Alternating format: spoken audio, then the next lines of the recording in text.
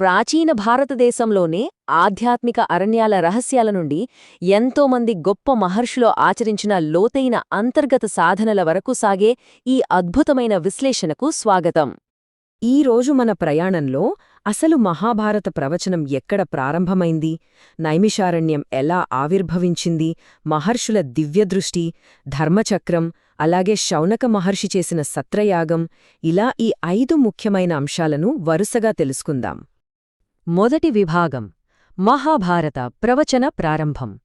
అసలింతటి గొప్ప ఇతిహాసం భూమండలం మీద మొట్టమొదట ఎక్కడ ఎలా చెప్పబడిందో చూద్దాం. ఇంత పెద్ద ఇతిహాసాన్ని ఆంధ్రీకరించడమంటే మామూలు విషయం కాదు కదా. అందుకే నన్నయ భట్టారకుడు ఈ బృహత్తర కార్యాన్ని ఎంతో వినయంతో మొదలుపెట్టారు. ముందుగా వాల్మీకి మహర్షికి, వేదవ్యాస భగవానుడికి నమస్కరించి కేవలం వారి అనుగ్రహంతోనే ఈ గొప్ప పని సాధ్యమవుతుందని ఆయన గట్టిగా విశ్వసించారు.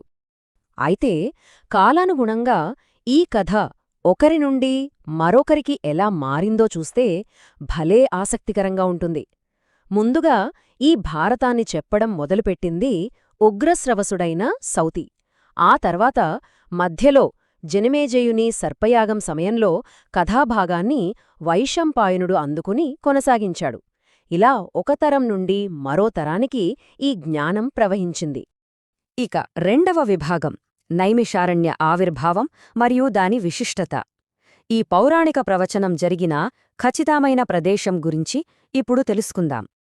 అసలు ఈ పవిత్ర స్థలం భూమిపై ఎలా ఏర్పడిందో తెలిస్తే మనం నిజంగా ఆశ్చర్యపోతాం.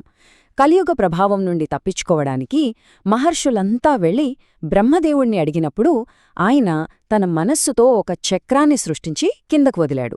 ఆ చక్రమలా దొర్లుతూ వెళ్లి దాని నేమి అంటే ఇరుసు ఎక్కడ పగిలిపడిపోతుందో అక్కడ కలిప్రభావం ఉండదని చెప్పాడు. అలా ఆ నేమి పడిపోయి ఏర్పడిన ప్రదేశమే ఈ నైమిషారణ్యం. పేరులోనే ఆ ఆవిర్భావ రహస్యం దాగి ఉందన్నమాట. అక్కడ ఆధ్యాత్మిక శక్తి ఏ స్థాయిలో ఉండేదంటే కాంచనాక్షి, గోమతీ నదుల తీరానికి ఏకంగా 88,000 మంది మహర్షులు చేరుకున్నారు. ఒక్కసారి ఊహించుకోండి, 10 100 కాదు, వేలాది మంది తపోనిష్ఠుల పాదధూళితో ఆ అరణ్యం ఎంత పవిత్రంగా మారిపోయిందో కదా. మూడవ విభాగం దివ్యదృష్టి మరియు తపోశక్తి. ఇక్కడే మనం ఆ అరణ్యంలోని మహర్షుల అసాధారణ సామర్థ్యాలను అర్థం చేసుకోవాలి. ఇక్కడ మనం ఒక ముఖ్యమైన తేడాను గమనించాలి. సాధారణ భౌతిక దృష్టికి మహర్షుల అంతర్గత దివ్యదృష్టికి మధ్య చాలా వ్యత్యాసముంది.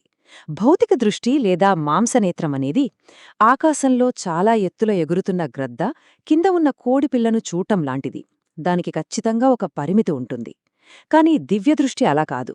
కళ్ళు మూసుకున్నా సరే కాలానికి, ప్రదేశానికి అతీతంగా దాగిన సత్యాలను చూడగలిగే అద్భుత శక్తి అది. ఇది కేవలం అపారమైన తపస్సు ద్వారా మాత్రమే వస్తోంది. ఆ తపోశక్తి వల్ల ప్రకృతి సహజ స్వభావం కూడా ఎలా మారిపోతుందో చెప్పడానికి శృంగేరి ఒక అద్భుతమైన ఉదాహరణ.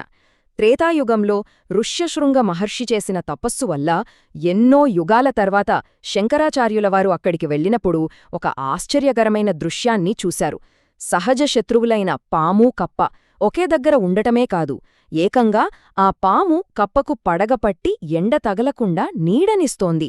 అది ఒక మహర్షి తపోశక్తికి ఉన్న బలం. జన్మజన్మల పగ కూడా అక్కడ మాయమైపోతుంది అనడానికి ఇది ప్రత్యక్ష సాక్ష్యం. నాలుగవ విభాగం ధర్మచక్రం మరియు మనన సాధన. ఇంతటి జ్ఞానమూర్తులు పాటించిన ఆచరణాత్మక దార్శనికత ఏమిటో ఇప్పుడు చూద్దాం. ధర్మమనగానే అదొక మారని నియమమనుకుంటాం, అవునా? కాని కాదు. ధర్మమనేది నైమిషారణ్య నదీజలాల్లో తిరిగినట్లుగా చెప్పబడే ఒక చక్రం.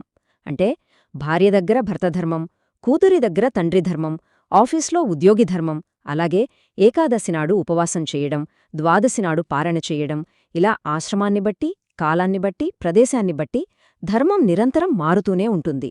అందుకే దాన్ని ధర్మచక్రం అన్నారు. ఇక జ్ఞానార్జన విషయానికొస్తే కేవలం పుస్తకం చదవడమనేది ఒక ప్రారంభం మాత్రమే.